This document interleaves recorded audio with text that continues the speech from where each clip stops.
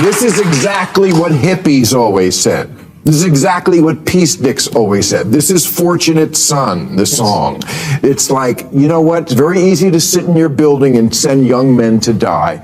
But apropos of Ukraine, because, I don't know, that war doesn't look like it's going in the right direction. Not at all, no. But just so, you know, just don't lie to me. I don't like Donald Trump. Don't lie to me and tell me he wants in front of a firing squad. He was saying something that, by the way, if it came out of the mouth, some of it, not the stupid part, again, sounds like what hippies used to say about not sending people to... In this video, Bill Maher faces strong pushback from his audience after boldly dismantling woke talking points, challenging both his guest and the crowd.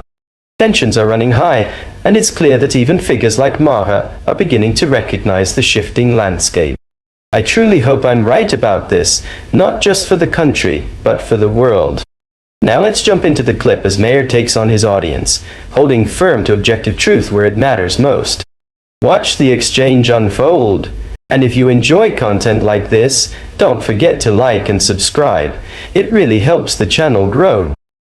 Yes. I agree with you on the lying. I mean, that is ridiculous and absurd and counterproductive. But when did Donald Trump ever criticize a war hawk the way a hippie did? I mean, was it during Vietnam? He got out of going to Vietnam, but he didn't criticize the war or the Iraq war. Jamie, I'm not defending Trump. Yeah. I'm just saying, don't lie to me. I agree with that. I mean, that's just a distortion. It's counterproductive. I mean, the number of Trump people you talk to who talk about the media and giving them any ammunition like this. I mean, I saw headlines, chyrons on television this morning saying that Donald Trump had said that Kamala Harris should be executed. I mean, at the beginning of that kind of rambling, incoherent thing, he said, give her a weapon, which is not typically something you do to someone. And again, the spirit of it is something that if someone with the blue hat said it, people would nod along on the left. Yes, exactly. There's plenty of things he says that you don't have to invent them. Can I just say one thing? And I agree with you. All those criticisms are fair. But there's been a lot of violence, as Nancy Pelosi knows, and a lot of threats. It's pretty ironic for Bill Maher to say, don't lie to me, considering he's been fed and has willingly repeated blatant lies since 2016. And let's be real, it only got worse after 2020. Not only did he buy into these narratives, but he also amplified them to his audience. Even now, he continues to echo some of the same talking points. That said, it seems like he's starting to wake up, at least a little. He's finally acknowledging, all right, maybe we're going too far here. But make no mistake, he's not rejecting the establishment's messaging entirely. He's just realizing they might need to be a bit more subtle about it. For years, Maher has fully embraced and regurgitated the official narrative, so hearing him say, don't lie to me, I already don't like Donald Trump is more than a little ironic. And honestly, I'm glad someone like Maher is finally admitting this because the double standard is undeniable. The left consistently pushes narratives that would be instantly called out or outright removed if they came from the right. Now, don't get me wrong. I'm not saying Republicans are flawless. Far from it. Plenty of things they do frustrate me, especially when they're just as sold out to big donors and the establishment as Democrats. But that's another discussion for another time. The real issue here is that conservatives in media don't have the same freedom to push their narratives. If a right-wing figure says something inaccurate, they're fact-checked, censored, or banned outright. Meanwhile, when the left does it, their narratives are often ignored or even celebrated.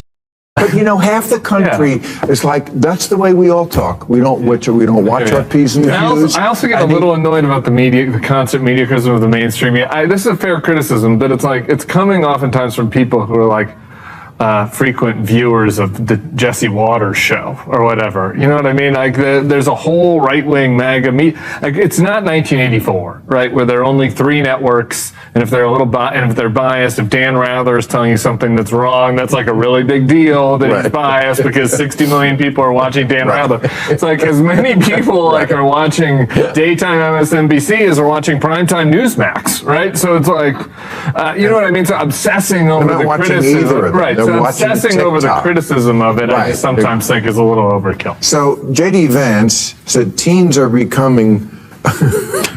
purposely becoming trans to get into elite colleges.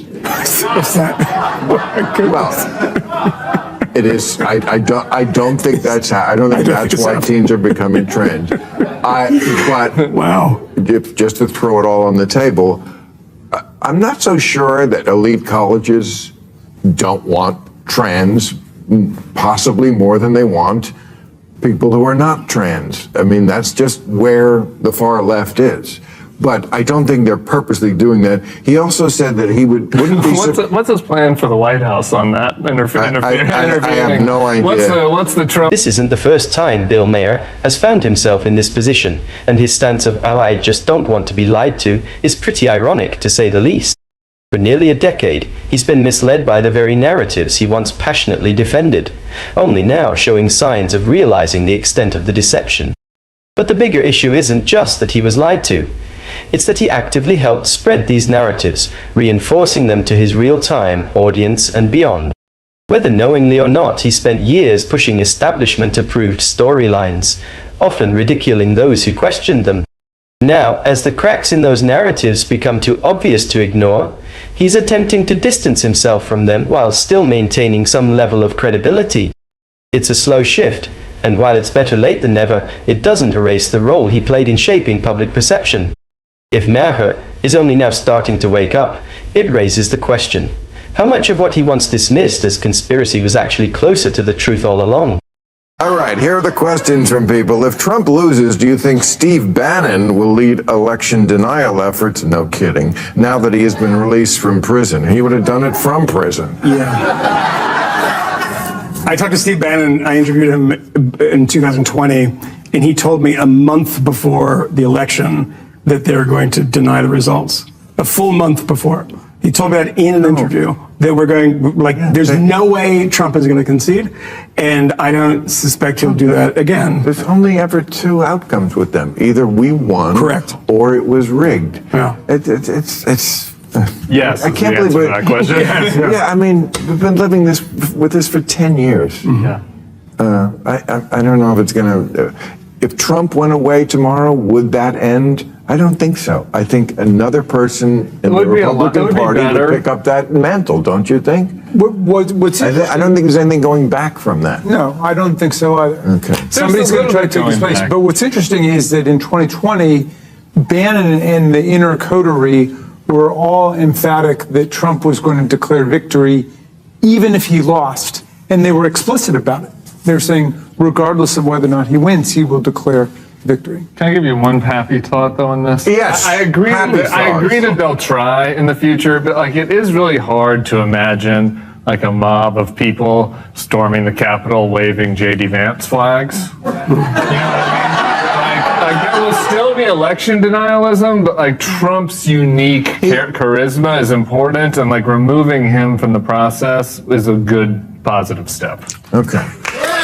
Let me know your thoughts in the comments. Obviously, Bill Maher isn't a right-winger, he's not red-pilled, and he hasn't switched sides. But I have to give him credit for calling out his woke audience, who, as you could tell, weren't too happy.